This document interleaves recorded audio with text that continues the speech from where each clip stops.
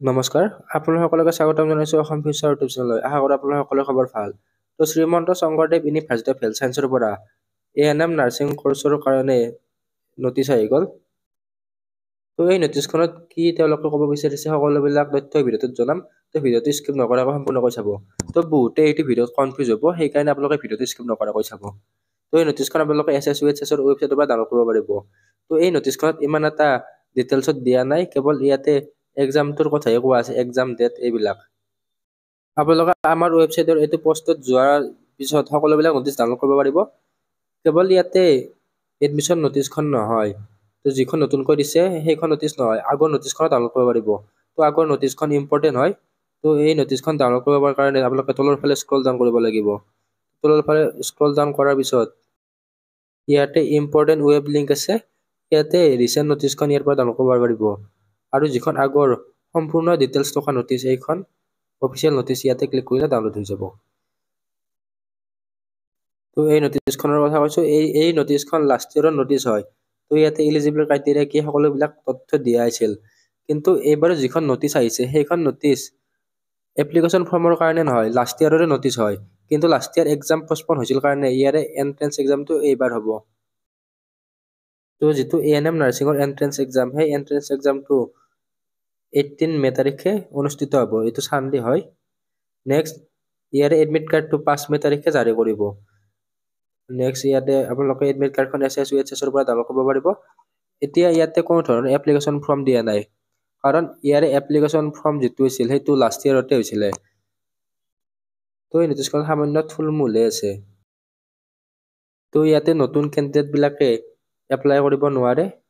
তো এতিয়া ইয়াৰে এপ্লাই কেতিয়া হৈছিলে, ইয়াৰে এপ্লাই আপোনালোকে চাব পাৰে 2024ত হৈছিলে। তো ছেপ্টেম্বৰত হৈছিলে। তো ছেপ্টেম্বৰৰ পৰা অক্টোবৰলৈকে হৈছিলে। যিসকলে 2024ত এপ্লাই কৰিছিলে সেইসকলে ইয়াৰে এণ্ট্ৰেন্স এক্সামটো দিব পাৰিব। তো A&M নাৰ্ছিং কোৰ্চৰ এলিজিবল ক্ৰাইটেৰিয়া হৈছে পাৰ্মানেণ্ট ৰেচিডেণ্ট অফ আছাম, অসমৰ স্থায়ী বাসিন্দা হ'ব লাগিব, মিনিমাম এজ 17 ইয়াৰ্ছ, তো মেক্সিমাম এজ 35 ইয়াৰ্ছ, আৰু ইয়াতে আশা ৱাৰ্কাৰ এইবিলাকৰ কাৰণে 42 ইয়াৰ্ছ। নেক্সট আপোনালোকে ইয়াতে minimum educational requirement shall be the passing of 12 years of schooling, 10+2 আপোনালোকে পাছ কৰা হ'লে হ'ব। ইয়াতে ছায়েন্স আৰ্টছ কমাৰ্চ বুলি কোনো ধৰণৰ কথা নাই। তো লাষ্ট ইয়েৰ ইয়াতে এক্সাম ডেট দিছিলে, কিন্তু last year exam date cancel হোৱাৰ কাৰণে 2025ত ইয়াৰে এক্সামটো হ'ব। তো এক্সামটো আপোনালোকে গম পালে 18 মে তাৰিখে হ'ব। তো নতুন কেণ্ডিডেটৰ কাৰণে নহয়, লাষ্ট ইয়েৰৰ কেণ্ডিডেটসকলৰ কাৰণে এইটো হয়। এতিয়া এক্সাম চিলেবাছখিনি আমি চাই দিওঁ। তো there will be one paper. তো ইয়াতে এখন পেপাৰ থাকিব, ইংলিছ থাকিব, মেথামেটিক্স আৰু জেনেৰেল ছায়েন্স। তো এইখিনি A&M নাৰ্ছিঙৰ দৰে ছেম চিলেবাছ হয়।